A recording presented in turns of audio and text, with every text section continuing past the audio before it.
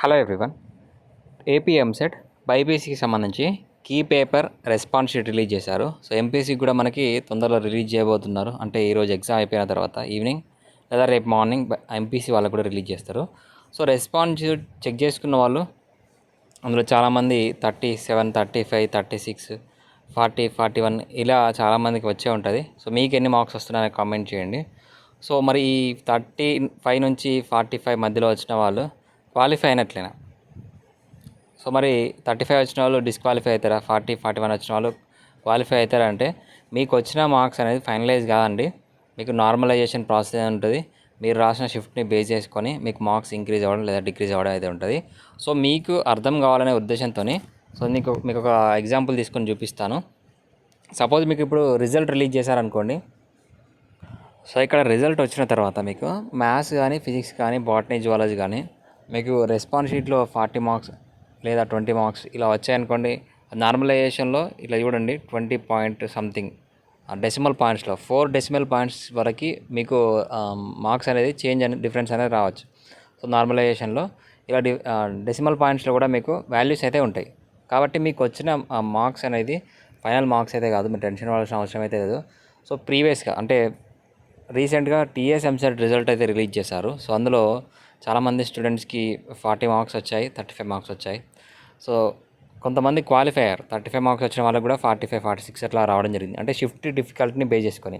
అలాగే కొంతమంది స్టూడెంట్స్కి ఏమైందనంటే 60 మార్క్స్ వచ్చిన వాళ్ళకి కూడా 48 మార్క్స్ కూడా రావడం జరిగింది. సో 60 మార్క్స్ వచ్చిన వాళ్ళకి రిజల్ట్ తర్వాత 48 మార్క్సే రావడం జరిగింది. సో ఇది నార్మలైజేషన్ ప్రాసెస్ ఇలా ఉంటుంది. మీకు మార్క్స్ ఇంక్రీజ్ అవ్వచ్చు లేదా డిక్రీజ్ అవ్వచ్చు. టెన్షన్ పడాల్సిన అవసరం అయితే లేదు. 40 మార్క్స్ వచ్చిన వాళ్ళు క్వాలిఫై అవుతారా కాదంటే క్వాలిఫై అవ్వడానికి అవకాశం ఉంది. 35 వచ్చిన వాళ్ళు కూడా క్వాలిఫై అవ్వడానికి అవకాశం ఉంది. సో నెక్స్ట్ మనకి చాలామంది కన్ఫ్యూజ్ అయ్యేది ఏంటంటే నాకు ఇక్కడ 40 మార్క్స్ వచ్చాయి, 44 మార్క్స్ వచ్చాయి, మా ఫ్రెండ్కి కూడా 44 మార్క్సే వచ్చాయి. కానీ ఇక్కడ నాకు 65,000 ర్యాంక్ వచ్చింది, మనకి 44,000 ర్యాంక్ వచ్చింది, నాకెందుకు ఇలా వచ్చిందని చాలామంది కన్ఫ్యూజ్ అవుతారు. ఇంటర్ మార్క్స్ పెట్టి యాడ్ చేయలేదా ఏంది అని ఇలా ప్రీవియస్ ఇయర్ చాలామంది ఇలా కన్ఫ్యూజ్ అయ్యారు. సో ఈ ఇయర్ కూడా మనకి ఇంటర్ మార్క్స్ ఇక్కడ మీకు వెయిటేజ్ అనేది ఇక్కడ డిస్ప్లే కాదు, కానీ బ్యాక్గ్రౌండ్లో మాత్రం ఇంటర్ మార్క్స్ వెయిటేజ్ యాడ్ అవుతుంది. చాలా చాలా ఇంపార్టెంట్ వెయిటేజ్. 1 మార్క్ డిఫరెన్స్తోనే మీకు చాలా ర్యాంక్ డిఫరెన్స్ అయితే వస్తుంది ఇంటర్ మార్క్స్ వెయిటేజ్. సో ఒకసారి చూపిస్తాను ఇంటర్ మార్క్స్ వెయిటేజ్ ఎట్లా క్యాలిక్యులేట్ చేస్తారు, అలాగే ర్యాంక్ కార్డ్లో ఎలా చూపిస్తుంది. సో ఇది మీకు రిజల్ట్ వచ్చిన తర్వాత ర్యాంక్ కార్డ్ అంటారు. ఇది అంటే మీకు ఈ ర్యాంక్ కార్డ్లో ఇంటర్ మార్క్స్ వెయిటేజ్ ఎంత యాడ్ అయింది 25%, అలాగే ఎంసెట్లో మీ ఎగ్జామ్లో వచ్చిన మార్క్స్లోకి వెళ్ళి ఎంత వెయిటేజ్ యాడ్ అయింది అనేది ఇందులో క్లియర్గా కనిపిస్తుంది. మీ రిజల్ట్లో అయితే కనిపించదు, కానీ ర్యాంక్ కార్డ్లో చూపిస్తుంది.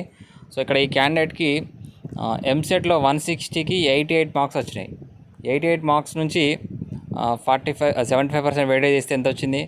41 మార్క్స్ వచ్చింది. సో మరి ఈ ఎంసెట్లో 75% వెయిటేజ్ ఎలా క్యాలిక్యులేట్ చేయాలి? ఇప్పుడు సపోజ్ మీకు ఎంసెట్లో ఒక 100 మార్క్స్ వచ్చాయనుకోండి, ఎలా అవుట్ ఆఫ్ 160.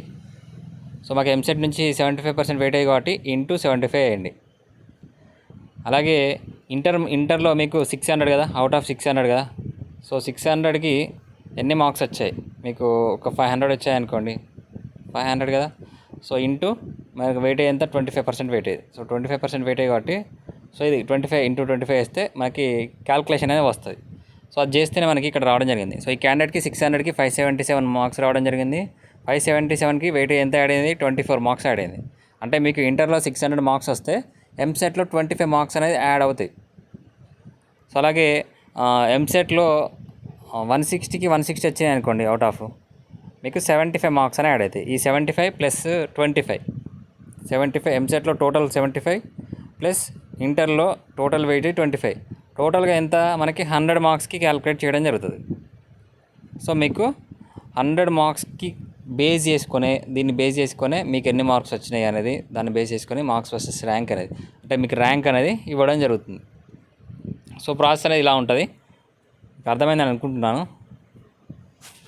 సో ఓవరాల్గా ప్రతి సబ్జెక్ట్కి నార్మలైజేషన్ అయితే ఉంటుంది. సో సబ్జెక్ట్ డిఫికల్టీ లెవెల్ని బేస్ చేసుకొని, షిఫ్ట్ డిఫికల్టీ లెవెల్ని బేస్ చేసుకొని కూడా మీకు మార్క్స్ అనేది యాడ్ అవుతాయి. కాబట్టి సో మీరు టెన్షన్ పడాల్సిన అవసరం అయితే లేదు. ఇక్కడ చూడండి ఎంత డిఫరెన్స్ ఉంది. ఇక్కడ డెసిమల్ పాయింట్ 7471, 3462 ఇలా ఈ డెసిమల్ పాయింట్స్లో యాడ్ చేసినా కూడా మీకు 1 or 2 మార్క్స్ అనేది ఇంక్రీజ్ కావడానికి అవకాశం ఉంటుంది. సబ్జెక్ట్ డిఫికల్టీ లెవెల్ వచ్చినా కానీ మీకు మార్క్స్ అనేది యాడ్ కావడానికి అవకాశం ఉంది.